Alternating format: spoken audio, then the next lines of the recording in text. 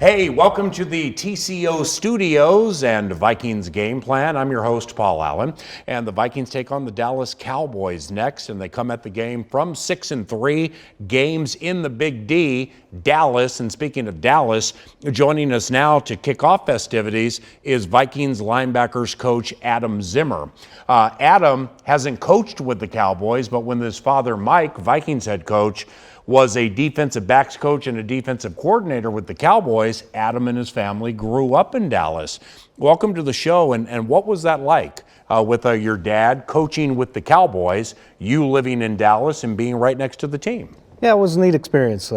Got my first real taste in the NFL. Got to be around the team, be on the sideline for game days, holding his cord for his headset. So it was really a really cool experience. You know, got to see him win a Super Bowl there on the sideline with him. So it was a good experience at a young age. Eric Kendricks, the leading tackler for the team. Adam coaches the linebackers, and Eric leads the team in tackles again. And the margin is, it's quite expansive. What's it like coaching Eric, and what do you like about his game? He's a great kid to coach. He just loves football. Every day he comes in, he just is all in, trying to learn, trying to be a great student of the game. He flies around to the football all the time, and he has just incredible instincts to find the football. And some things you can't coach, he has with him. That he also works at it extremely hard, and he's just a great kid to be around and a great kid to have around on this team. Adam, during the course of Eric's career, has his pass coverage improved over the years, or was it good right out of the gate? And pass coverage wise, by calling the games and watching them back, it seems like this year it's about as good as it's ever been.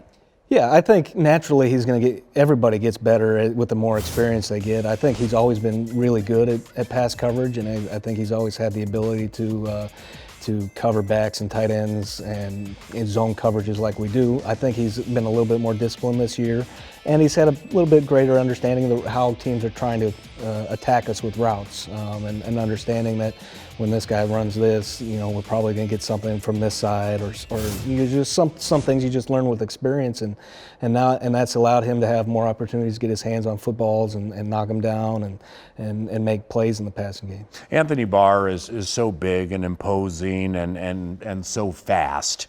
What's it like coaching Anthony, and what are some things that Anthony does specifically well? It's a long list of things he does specifically well, but number one, he's probably the smartest player I've had, and that's saying something going back with some of the guys I've coached.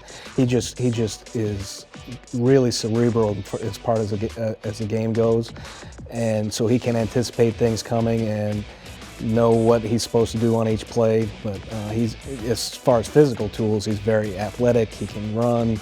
He can cover backs out of the backfield. He doesn't get a whole lot of credit for that because usually they don't throw to his guy. Yeah. Because he's covered so well. He can cover tight ends. He's good against the run and can tackle in space. So he's a complete linebacker. We just saw that safety at MetLife.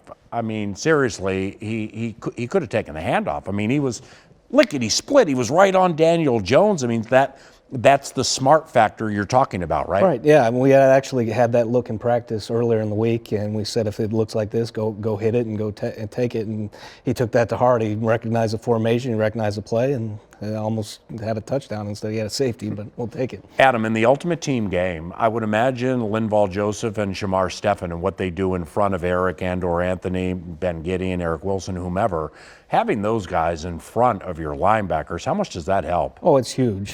Linval's one of the best nose in the game, in my opinion, and he does a great job of keeping those guys free. And then getting Shamar back was huge for us. He really allows Eric to flow and get to the football and not have to worry so much about taking on these huge offensive linemen. A lot of times he has two on them and he's not letting them get to the second level, and then it lets Eric and Anthony do what they do best. The Ezekiel Elliott challenge, not just the challenge defensively, but the challenge for linebackers. Talk about that.